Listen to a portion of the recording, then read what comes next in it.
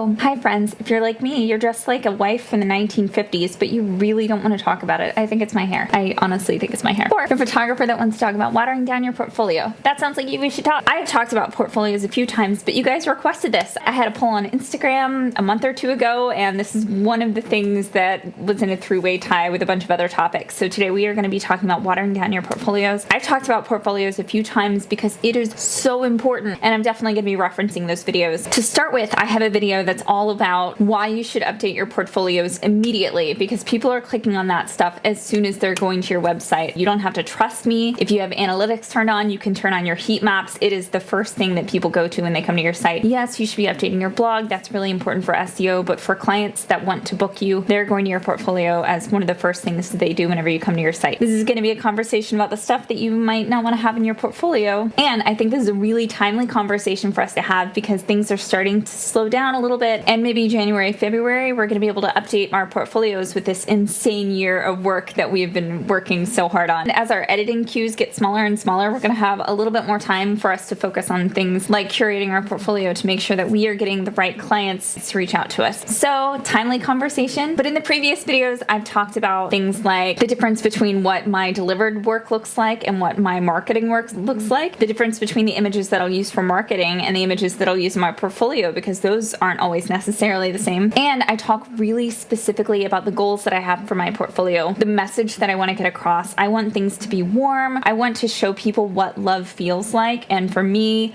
love feels saturated and warm, and there's like red tones and yellow, and that's what love feels like for me. And so whenever I'm putting together my portfolio, I'm asking myself questions about like, does this fit the brief? I have a clear message of what it is that I'm looking for, what I want people to be attracted to, and what I don't want them to be attracted to. Anyway, I have that in a totally separate video that I'm going to link you to. I also have this great exercise on building your portfolio, and where you just print out a bunch of your favorite images, just a bunch of 4x6s that you feel resonate with you in some way. Don't overthink it. Just print out a bunch of them. You put them on the floor, and then you start asking questions about them, putting them in different groups, asking yourself like, choose a ton of black and whites. Is that being represented in my portfolio? I really take a lot of pictures of close-ups of hands. Hey, none of my favorite images that I printed out happen to be pictures of people looking at the camera and smiling. Maybe I need to look at my portfolio again and see if there's some stuff that I need to take out based on this. Anyway, this video is going to be building on foundations that we've already talked about, so I definitely recommend checking those out. But today we are just going to be talking about watering down our work. And watering something down denotatively means to make it less effective or to make it less valuable. So in stocks, when we're talking about money, when they flood the market with a bunch of new shares, it makes your share less valuable. And when you're making soup, you start out with something that's really flavorful, like a handful of ingredients, but then whenever you add chicken stock, it ends up being less flavorful and you have to add more spices as a result. I don't have to tell you guys how soup is made. You guys know how soup is made. I actually just learned how to make soup, so I'm bragging a little bit right now. What waters down your portfolio is having too many images that say the exact same thing, that start to compete with each other instead of complement each other. And I'm going to show you kind of what that would look like if I were doing a family portfolio. Here are 6 different vertical images from a family session. I have ones where they are looking at the camera and smiling, and then I have the more candid ones. Putting all of those in my portfolio would not be ideal. So this is an example of obviously me not wanting to put in a bunch of images from just one session, but also any one of those could be watering down my message. Even though this is a cool location, I might want to find another image where they aren't necessarily looking at the camera and smiling, because if my message is I want to show people this location, then I want to choose the best image in that location and not a bunch of different images that aren't necessarily fitting my brief, which is also I take creative pictures. So I might not want to include this image. I might want to include one that's them walking down the stairs instead. I don't think that this is the image that necessarily says the best thing about my work, so I think that it doesn't fit my brief. I probably want one where they're like walking and smiling, because I think that that says more about my work than the location that I'm shooting in. Here's another example where I think it's easier to see. I have 3 examples that are all from the same location, and even though I like all of these images, I don't want to include them all in a portfolio, partly because I don't want to include a bunch of one person in my portfolio, because people definitely notice that. But also, putting all of these together says less about how I'm a good photographer and more about like how I was shooting in a pretty spot. So any one of these on their own is going to work better than having all three of them together. So I know that this is like a really easy way for you to look at things, because obviously you don't want to include 3 images from a session that look very similar together, but I also have a lot of examples where I take the same image over and over again. This is an image that I take at every single wedding over and over again. It's an image that shows the venue, and it shows the couple, and it shows a lot of the guests, and I back up as far as I can. And I like this image, and I feel like it's cool for people to know that I'm going to be all-encompassing whenever I take images of their ceremony, that they're going to get reaction shots, and they're also going to get like these big backed up beautiful images. But I don't want to put all 4 of these in my portfolio because that message is clear in this image. I really like this specific venue a lot, and I would love to shoot there again. So backing up and getting all of this in a shot is something that I would probably want to include in my portfolio. And I like this space because of all the lights, but I think that there are probably other images of the ceremony space that would show the string lights that would probably tell this message equally as well, and then I wouldn't have 2 duplicate images in my portfolio. Same thing here. I like this enough, but it's also not really saying anything about me as a photographer necessarily.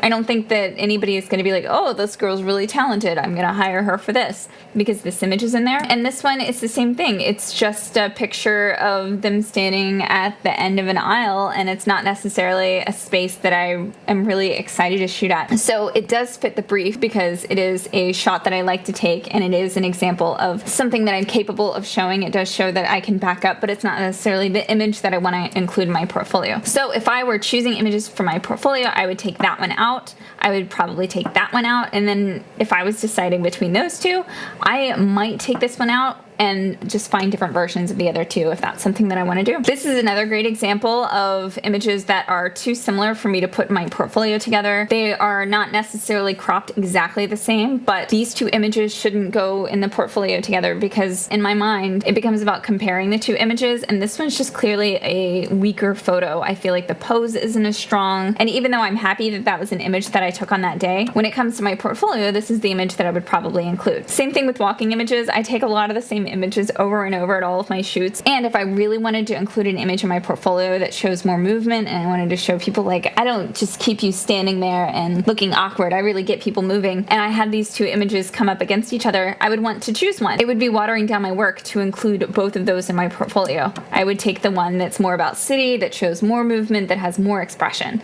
So that's what I mean by watering down your work. Here's an example from 2 separate sessions where I love the lens flare on both of them, and if I wasn't thinking about it, then I might include both of them in my portfolio, but I would be doing myself a disservice to not look at the portfolio as a whole and trying to look for similarities and patterns and pare down from there. These 2 images are too similar to put in my portfolio. I am much more drawn to this image. I like her expression more. I like that she's wearing red more. That pops for me. One of the things I mentioned in the article all about how to choose images for your portfolio in seconds is that I ended up choosing a lot of red. So yeah, this image is going to resonate with me more. I'm going to show you another example that's all from one shoot where I love the images. I love this like powdery blue wall, and I feel like whenever I look at these all together, it's very obvious the images that I kind of want to get rid of. I want to get rid of the ones where they're looking at the camera and smiling, because I feel like even though I like the blue wall, even though I like the location, I don't feel like that's the best pose that complements that specific location, and it doesn't really say anything about my skills as a photographer. So I'm going to get rid of that one. I'm going to get rid of them laughing because it's not close up. It doesn't like pull you into their emotions in any way. I don't think it necessarily says anything big about the setting for them to be laughing, so I'm going to take that one out. I don't like this thing, and I could Photoshop it out, but his hand's just touching her, and I feel like it's not great. And if it's down to these 2, then the one with movement is the one that strikes me more because that hits my brief more. I want people to know that it's going to be fun and active, and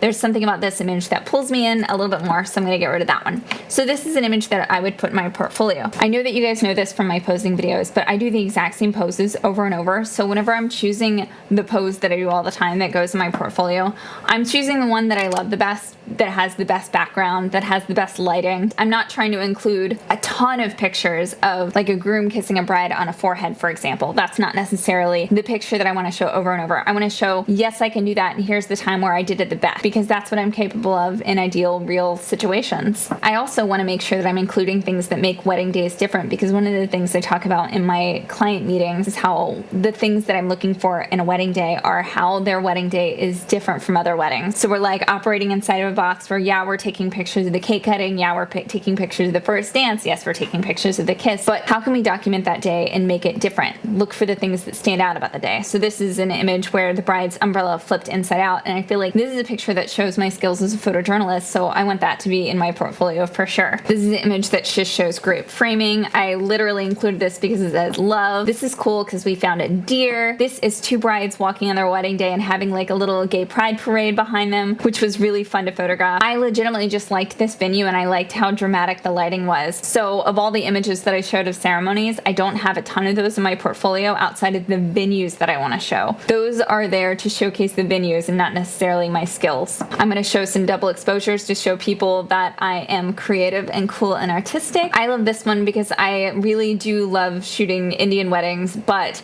the fact that they were able to do it outside and do it in like such a unique, cool way, I would really like for people to think of me when they're thinking about doing things in a cool, different way that are traditionally done in a different way. This one's in here because I like confetti exits and I like people laughing and I like movement. I liked that couple, I like that location, and so that's an image that I wanted to include in my portfolio. This image I included because it does really well on social media, and even though it's not necessarily one of my favorites of all time, it does super well on social media. I included this image because I love them and I felt like it was a cool composition and because I wanted to show more gay men in my portfolio. This one is just the Baltimore skyline and I liked it, so I wanted to include it. This is showing some skills that I think are super cool, showing some movement. This just felt really dramatic and it again shows how often I sort of step back. This is just an example of how I shoot through moments. So I'm taking pictures constantly even when moments have passed. So like they were already past the point of where I needed to be taking photos and then going down the aisle. And I just kept taking pictures. This is in here because I got to shoot something cool and unique at a wedding and hope that people would hire me in the future for that. This is only in here because it makes me very happy. And I feel like if you can suck people in with that energy and emotion, then you're doing good things. And this is just an image that I really like because it makes me happy. This is dramatic and beautiful and I love it. This is the same couple, but they're eating burgers in a flower bush. And Nicole, I love you. Thank you for letting me take this picture. Here's another image of a location that I just love shooting in. This is a dramatic photo that I love. This is honestly not the most creative photo that I've ever taken, but I love her cute, quirky haircut. And I love that she wore her hair down. And for me, that was all that I needed for it to fit the brief in my portfolio. So as you are going through your own portfolio, ask yourself questions like, do I have another photo that's similar to this? Do I need both in order for me to get my point across? What am I trying to say with this image? If the image is just, I like this location, is there another photo in that location that says the same thing but doesn't look like another image in your portfolio? Ask yourself questions about what you're trying to get across with your work and ask yourself, does this photo fit the brief? Is there another photo similar to it that might fit the brief in a way that doesn't also replicate the other things that I have happening in my portfolio? I think it's really important for us to have a message that we're trying to get across in order for us to ask ourselves these questions, and that's one of the reasons that I definitely recommend printing out a bunch of your work, sitting it on the ground, and going through all of your favorite images like that and asking yourself a bunch of questions there. I have all these questions in the article, but it is questions like, are the images that I chose mostly portraits? Are they moments? Are they ceremony shots? What's my favorite time of the day? Are these family sessions? Are people laughing? Are they smiling? Did I mostly include experimental work in my favorite images? Judging by the selection, what are my favorite kinds of clients like? Did I mostly choose images on sunny days or overcast days? Why did I mostly include portraits? Why did I include so many moments? Do I want to shoot more families? Do I want to shoot less families? Do I have a comfort zone with how close I am to people? Why don't I change my perspective more? These are all questions that I put in the article, but I think they're really important questions for us to be asking ourselves, because if we don't have a message, we might unintentionally be watering down our work because there's a lack of messaging there. If your goal for your portfolio is just to get anybody that comes to your site to book you and give you money, you still might be doing yourself a disservice because you still aren't trying to hone in on any specific person. You still need to have that in the messaging. If you just want anybody to book you, then know that even if the goal of your portfolio is legitimately just to book anybody that comes to your site, just like, I'll take anybody, just like generic weddings, give them to me, I just want those, then know that your portfolio is still doing one of two things. It's either turning people onto your work or it's turning people away from your work. So I'm just going to use my dad, for example. If my dad were going to an art museum, he would not want to see some like artsy abstract stuff that he has to think about. So your artsy pictures might be turning off a person that just wants a generic wedding photographer. If you have overly artsy photos, you might be turning off a generic client that you just want somebody to throw money at you. If you want somebody that's super attracted to your really creative, artsy shots, you might be watering down your work not by not including enough art, but by including people smiling and looking at the camera. Stuff that didn't take a lot of skill for you to take. Things that said, I can take pictures and have them be in focus and sharp, and not, this is what I'm capable of as an artist. So I do think it's really important for you to have some idea of what your messaging is, to have some kind of brief in your head, for you to know why you're attracted to certain things, and for those glasses to be on as you're looking at your portfolio. And Sam likes to call this the 4 eyes test, where you and another person sit down and look at your portfolio, because oftentimes that alone makes you go, oh, like when you get to this picture, like, oh, I don't like this image. Sometimes sitting down with another person and having them look at your work is enough for you to be like, oh, I should really take that image out. Maybe you already know what those images are. But I also did some 5-minute critiques. They were just like first impressions of some of your website. I did it about 2 years ago, but there's 2 different videos where I critiqued 11 different websites, but I also got messages from people saying like, oh, I really want to do this, but I really want to update my website first. And I'm like, do it, man. So I would say if I were to reach out to you personally right now and say like, all right, let's go over your portfolio. I want to talk about the types of clients that I think that you're bringing in and the type of work that I think that you do. If you can go through your portfolio pretending like I'm sitting next to you, or it doesn't have to be me, it can be somebody that's your, like ultimate favorite photographer. If they were going to sit down and look through your portfolio with you, are there any images that stand out to you that you're like, oh, I really should take this out before I let them sit down and look at those? Because there's a good chance that you might already know what those images are, and they're just sitting in there watering down your work in a way that subconsciously you know it, but maybe we needed to have this conversation in order for you to make those changes. So I really hope that helps. I am definitely going to link you to the article on why you need to update your portfolio, the 2 different critique videos, because a lot of people did the same things over and over, and we sort of got to talk about those and look at them in other people's portfolios, and the article on how to find your style in literally minutes. So all those links are going to be below. If you have any questions at all, definitely let me know. Thank you so much for listening, and I look forward to talking with you soon. Bye.